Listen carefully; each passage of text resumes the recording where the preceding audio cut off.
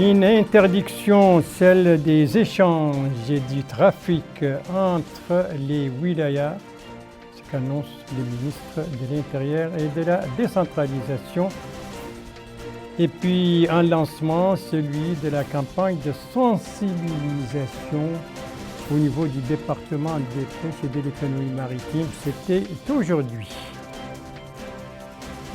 Voilà donc pour les principaux titres de votre journal et c'est parti, mesdames, mesdemoiselles, messieurs, bonsoir et bienvenue à votre 21h30 de ce samedi, donc 28 mars 2020, que nous commençons donc au palais présidentiel avec cette réunion présidée par M. Mohamed Ould Cheikh El Ghazouani, président de la République, une réunion qui a regroupé autour de lui les membres et les présidents des commissions ministérielles chargées de la lutte contre la propagation du coronavirus en Mauritanie. Le président de la République, au cours de cette réunion, a insisté pour résoudre tous les problèmes et à surmonter tous les obstacles qui pourraient entraver le travail des équipes médicales au cours de leur mission et au renforcement de la sensibilisation et de la mobilisation des citoyens pour plus de vigilance et plus de conscience des risques posés par une éventuelle propagation de ce virus. La réunion s'est déroulée en présence du Premier ministre, du ministre secrétaire général de la présidence,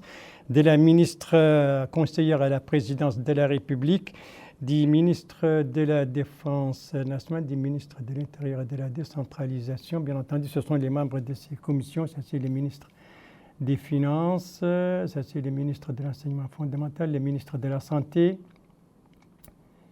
le ministre de la fonction publique, du travail et de la modernisation de l'administration, le ministre de l'équipement et des transports, le ministre du commerce et du tourisme, le ministre de l'enseignement supérieur et de la recherche scientifique et d'éthique, la ministre des Affaires sociales, de l'enfance et de la famille, le ministre de la culture, de l'artisanat et des relations avec le Parlement.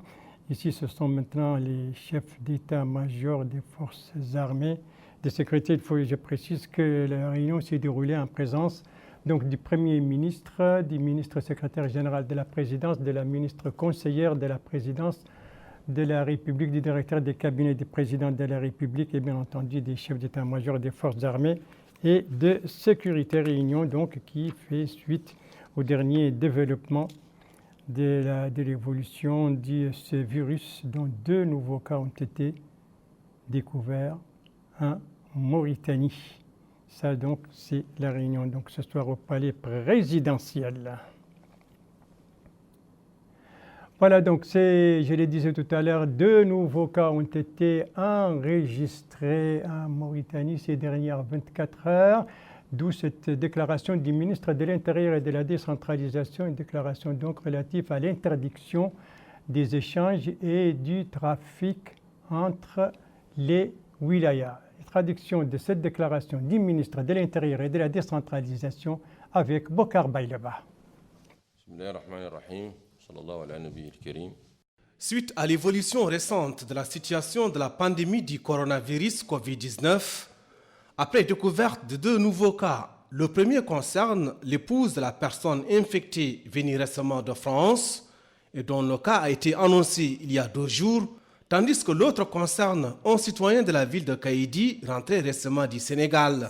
Le ministère de l'Intérieur et de la décentralisation porte à la connaissance des citoyens qu'il a été décidé à compter du dimanche 29 mars 2020 à 12h l'interdiction des trafics et des mouvements de personnes entre les wilayas, à l'exception du personnel de la santé, des camions de transport de marchandises et des missions de services publics essentiels, eau, électricité, télécommunications, etc. Dans le même ordre d'idées, nous rappelons que le maintien de la liberté de circulation et de passage à l'intérieur des frontières de chaque wilaya s'inscrit dans le cadre des efforts des pouvoirs publics visant à faciliter la vie quotidienne du citoyen dans ces circonstances particulières. Au moment où nous attirons votre attention sur la gravité de la situation actuelle, avec ce que cela implique en termes de précautions à prendre, nous invitons chaque citoyen à assumer pleinement ses responsabilités et demandons à tous de faire preuve de civisme pour apporter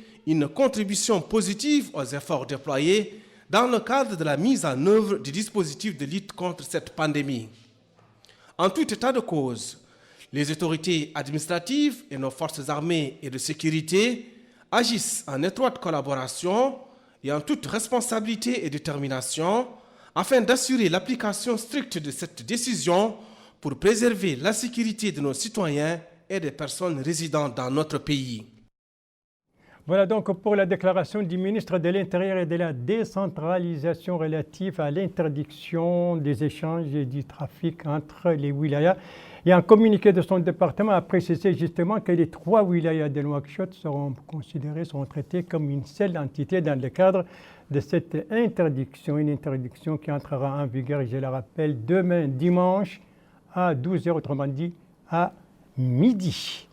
Autre mesure également dans le cadre de cette lutte, une mesure prise également par le comité interministériel, c'est la réduction de la présence des employés donc, sur les lieux de travail. C'est ce qui ressort d'un communiqué publié aujourd'hui. Que dit ce communiqué, Rabia Adida? Le comité interministériel chargé de la gestion et du suivi de la pandémie du coronavirus Covid-19 appelle à la limitation de la présence des travailleurs sur les lieux de travail, à l'exception des forces armées et de sécurité, du secteur de la santé et des services de production, et sans que cela porte préjudice aux salaires et avantages sociaux des travailleurs ou à la sécurité du travail. Le ministère de la fonction publique, du travail et de la modernisation de l'administration demande aux administrations publiques, les institutions et les sociétés privées de s'adapter avec les nouvelles dispositions et les mesures de précaution pour empêcher la propagation de cette pandémie, de manière à assurer la continuité des services publics et à préserver l'intérêt général du pays. Le comité indique que le but de cette mesure préventive est de contribuer à la lutte contre le coronavirus en réduisant au maximum possible le risque de contagion au milieu de travail. Soulignant à cet égard que les pouvoirs publics comptent sur ceux qui seront utiles pour assurer la continuité du service public, tout en les félicitant à l'avance pour leur patriotisme et leur sens du devoir. Voilà donc pour ce communiqué du comité interministériel relatif à la réduction de la présence des employés sur les lieux du travail. Donc, deux mesures qui ont été prises, cette réduction donc, de la présence des travailleurs, des employés sur les lieux de travail, interdiction de lutte contre interdiction donc de trafic et des échanges inter-wilaya, prise à la suite donc de la découverte de 2 nouveaux cas de virus corona en Mauritanie.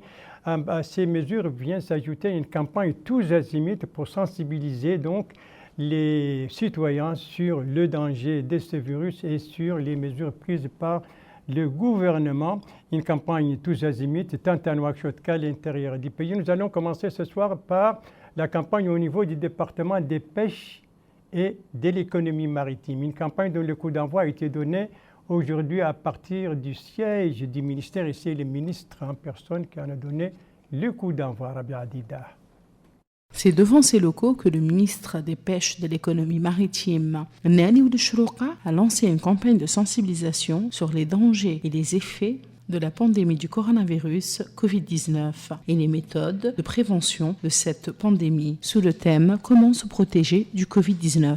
Le lancement de la campagne de sensibilisation a eu lieu en présence des acteurs économiques dans ce secteur. Cette opération de sensibilisation est menée par le ministère des Pêches en collaboration avec l'ensemble des opérateurs du secteur des pêches et en particulier le secteur de la pêche artisanale.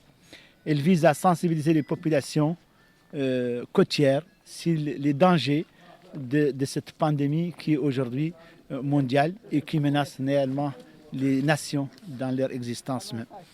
Elle vise toutes ces populations et elle permet également de leur distribuer un certain nombre d'éléments, de produits qui vont les aider à mieux se préserver contre cette maladie, notamment que ce soit en termes de savon, de gel, de masques et de gants. Elle vise également à sensibiliser ces populations sur l'importance de se préserver et l'importance aussi de se prémunir de tout contact entre eux, mais aussi avec des nouveaux arrivants. Comme vous savez, la côte maritime est une frontière, mais elle a une spécificité particulière. C'est une frontière non pas avec un pays, mais avec tous les pays du monde. Et en conséquence, étant donné l'étendue de cette pandémie au niveau mondial, rien n'interdit que des gens puissent utiliser des embarcations pour arriver au bord de notre côte et donc diffuser de manière certainement innocente cette pandémie. Les populations seront aussi sensibilisées également sur ce fait, d'être vigilants par rapport à leur propre santé, par rapport à leur comportement entre eux, mais également par rapport à leur comportement aussi bien en mer, parce qu'ils peuvent se rencontrer en mer, aussi bien en mer qu'à terre, au moment de débarquement des personnes douteuses, de se prémunir et de prendre des dispositions et d'en informer aussitôt les services de santé. Cette opération rentre naturellement dans le cadre des orientations du président de la République, Mohamed Cheikh Al-Ghazouani, et du plan d'action qui a été élaboré par le comité interministériel chargé du suivi de cette pandémie. Plusieurs gels hydroalcooliques, masques et prospectus seront distribués aux opérateurs du secteur de la pêche artisanale. Voilà donc pour le lancement de la campagne de sensibilisation au niveau du ministère des Pêches et de l'économie maritime. Nous restons toujours dans le cadre de cette sensibilisation, mais cette fois à l'intérieur. Je vous propose 5 étapes, le Tagan, le Dakhlet Ouadibou, le Guidi Maha et le Dode. On va commencer par le Tagan avec d'abord avec 2 campagnes de sensibilisation qui ont été lancées aujourd'hui, mais aussi avec une opération de levée de confinement concernant des touristes. Les 2 cérémonies était présidé par le Wali du Tagan. C'est un compte rendu de notre envoyé spécial là-bas, Mokhtar Baba, revu et présenté en français par Abdoulaye Demeba. Après 15 jours de mise en quarantaine, les 5 touristes français et leurs guides mauritaniens sont sortis de leur confinement et sont indemnes de toute contamination du coronavirus. Ainsi, les autorités sanitaires de la wilaya du Tagan ont certifié de l'état de santé de ceux qui ont été mis en quarantaine. Ils sont sains et saufs de toute contamination liée à cette pandémie. Le wali de la wilaya du Tagan, Mokhtar Ould-Hind, a supervisé cette cérémonie. Les touristes français ont exprimé leur remerciement à l'endroit des autorités sanitaires de cette wilaya pour la prise en charge et les soins durant ce confinement. Toujours au Tagan, des campagnes de sensibilisation sont organisées afin de sensibiliser les habitants sur les dangers liés au coronavirus. Cette campagne est organisée par les autorités administratives et sanitaires de cette wilaya en collaboration avec la commune de Tifikja et les organisations de la société civile. Cette habitante affirme que les décisions qui ont été prises par les autorités sont très bonnes. Elle demande aux citoyens, particulièrement ceux résidant au Tagan, de comprendre et suivre les instructions du gouvernement. Cet autre résident dit que nous sommes tous d'accord avec les mesures préconisées par les autorités. Cet autre habitant exprime sa satisfaction pour les mesures qui sont mises en œuvre au niveau de cette wilaya. Les résidents, précise-t-il, suivent les instructions qui ont été prescrite. Pour cette femme, elle indique au niveau de cette wilaya qu'elle suit toutes les instructions des autorités. Les habitants, dit-elle, sont cloîtrés chez eux et ont limité leur déplacement. Toujours dans le cadre de la campagne de sensibilisation, le Wali a supervisé le lancement de cette opération de sensibilisation initiée par la Direction régionale de la culture, de l'artisanat et des relations avec le Parlement. Il s'agit ainsi de véhicules munis de haut-parleurs qui vont sillonner les quartiers de la ville pour faire comprendre les risques liés au coronavirus Covid-19. Ce citoyen précise que ces véhicules munis de haut-parleurs ont pour rôle de sensibiliser les citoyens sur les comportements à adopter en pareilles circonstances. Voilà donc pour ces 2 campagnes de sensibilisation au niveau du Tagan et l'opération de levée de confinement concernant des touristes. La deuxième étape de notre voyage à l'intérieur du pays, c'est Dakhlet Ouadibou, dont la capitale a abrité aujourd'hui une réunion de la commission régionale chargée de la sécurité. C'était cet après-midi sous la présidence d'Iwali, une réunion élargie aux autorités administratives et sécuritaires régionales, réunion consacrée à l'étude des mesures prises par le comité interministériel chargé du suivi de l'évolution de ce virus, surtout la décision d'interdire les trafics et les échanges entre les wilayas. Le respect du couvre-feu a été également examiné, tout comme l'interdiction des rassemblements et la surveillance des points d'accès, que ce soit aériens, terrestres ou maritime. Et bien entendu, la réunion a insisté sur la sensibilisation. Nous restons un instant à Nouadhibou, cette fois pour une visite au marché de notre capitale économique pour nous rendre compte de leur approvisionnement et de la situation des prix. C'est ce qu'a fait notre correspondant permanent là-bas, Mohamed Ali Oulissalik, dont le reportage est revu en français par Rabi Adida.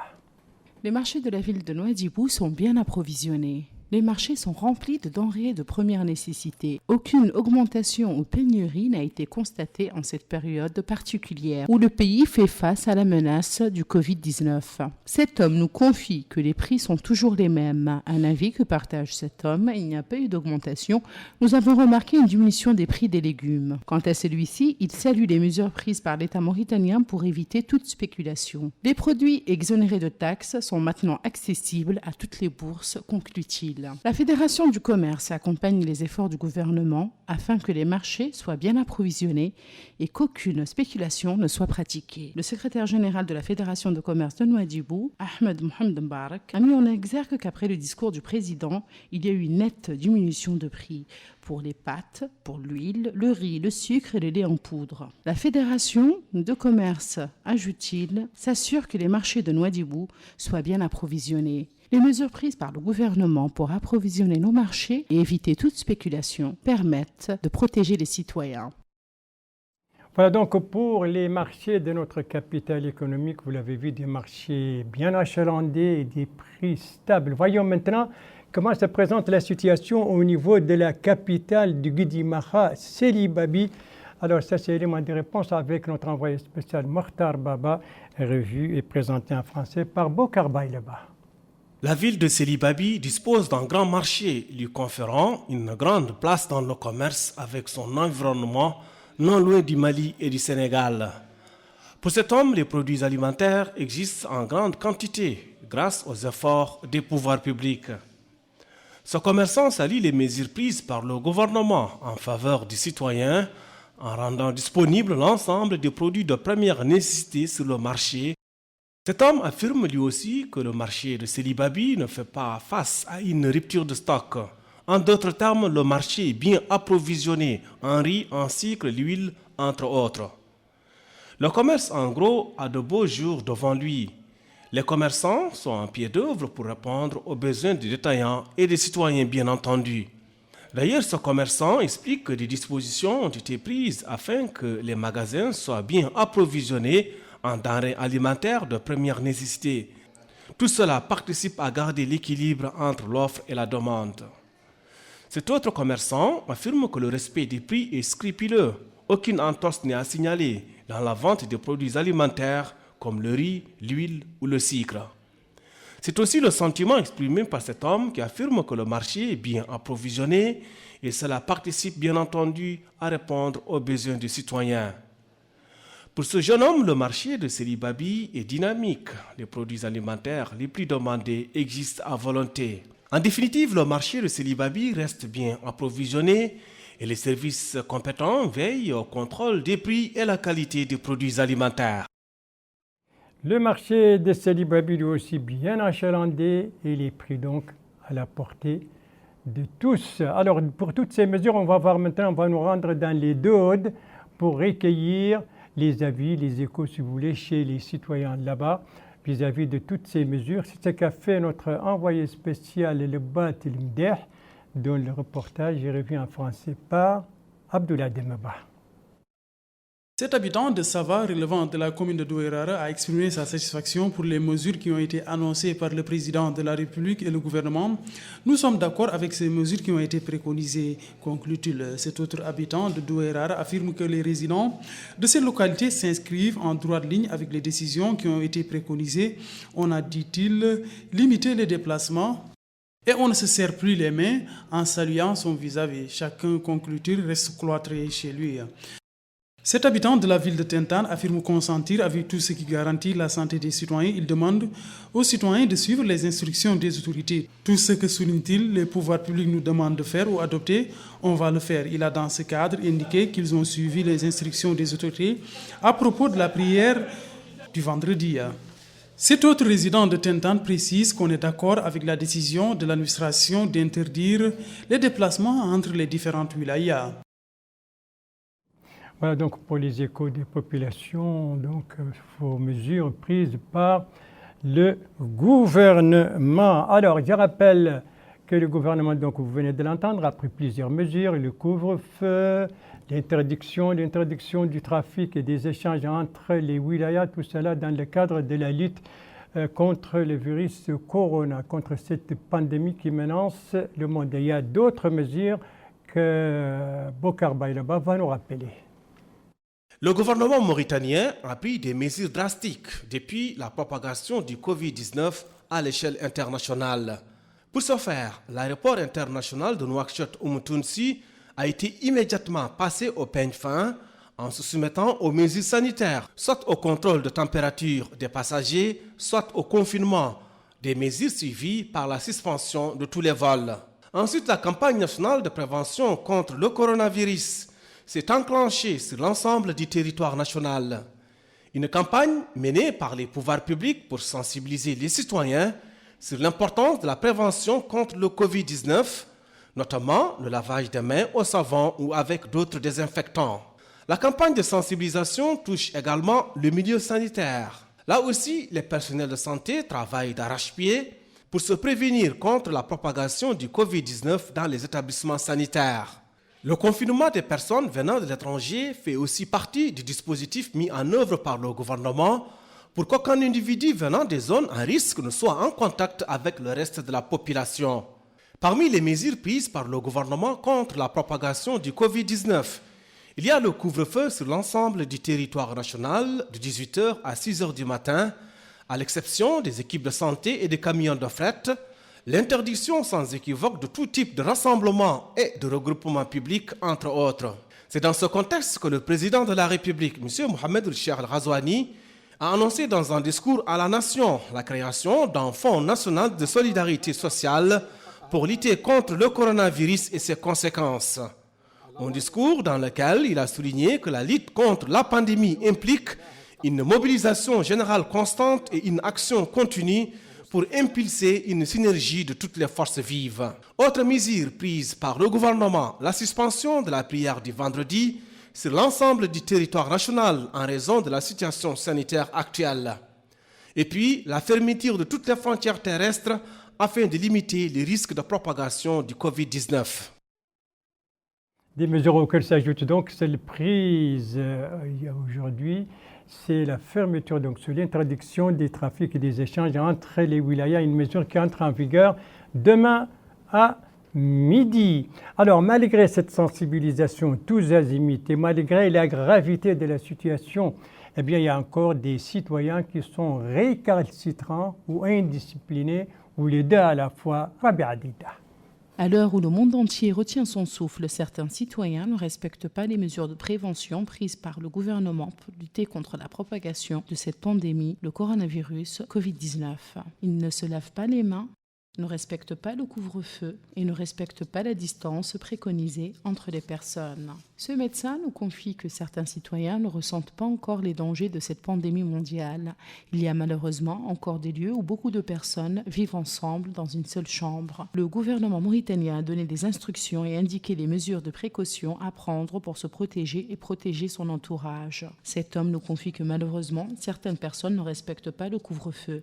Il a ajouté que toute personne qui ne le respecte pas doit être sanctionnée par une amende ou par la prison. Un avis que rejoint cet homme. Il affirme que nous devons respecter le couvre-feu pour notre bien-être. Il ajoute que si nous sommes face à un cas suspect, il faut le signaler. Certaines personnes ne saisissent pas encore le danger de cette pandémie mondiale qui ne peut être combattue que par des mesures d'hygiène strictes et en évitant tout déplacement inutile.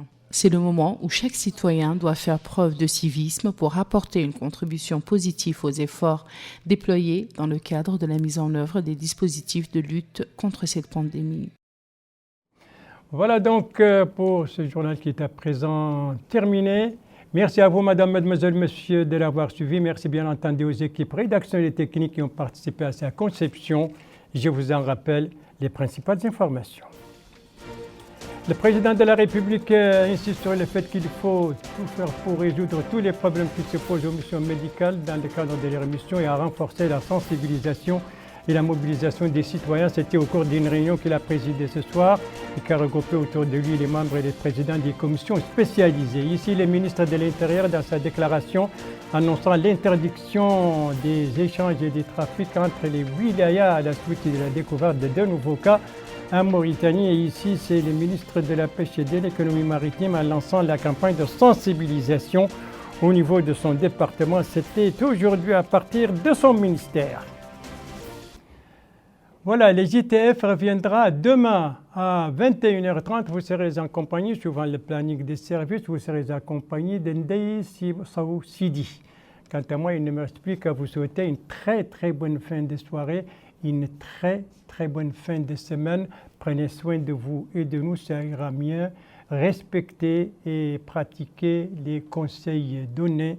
Se laver régulièrement les mains, éviter les attroupements, etc., etc. Ce sont des gestes qui sauvent des vies. À vendredi prochain à la même heure, Inch'Allah, 21h30. Bonsoir.